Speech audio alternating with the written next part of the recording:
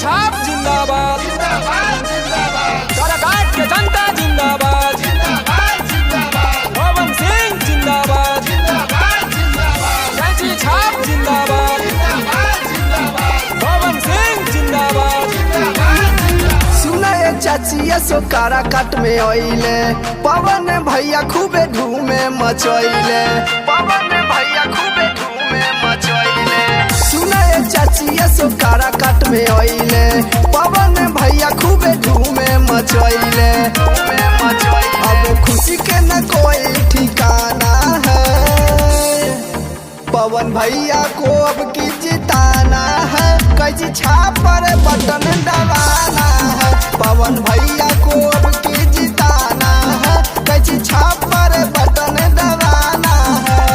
पवन सिंह जिंदाबाद जिंदाबाद जिंदाबाद कैंची छाप जिंदाबाद जिंदाबाद जिंदाबाद काराकाट के जनता जिंदाबाद जिंदाबाद जिंदाबाद पवन सिंह जिंदाबाद जिंदाबाद जिंदाबाद कैंची छाप जिंदाबाद जिंदाबाद जिंदाबाद पवन सिंह जिंदाबाद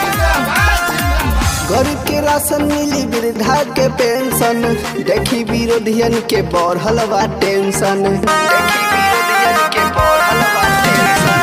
गरीब के राशन मिली वृद्धा के पेंशन देखी विरोधियन के बढ़ल बा टेंशन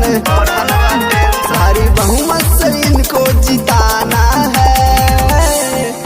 पवन भैया को अब की जिताना है कैसी छाप पर बटन दबाना है पवन भैया को अब की जिताना है कैसी छाप पर बटन दबाना है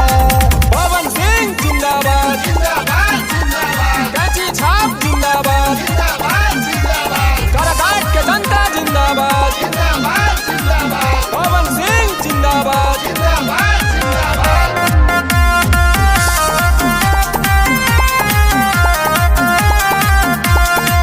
पवन भैया के करिहा सपोर्ट हो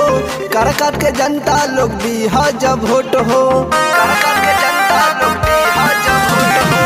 पवन भैया के करिहा सपोर्ट हो काराकाट के जनता लोग दीहा जब वोट हो निर्दलीय से विजयी बनाना है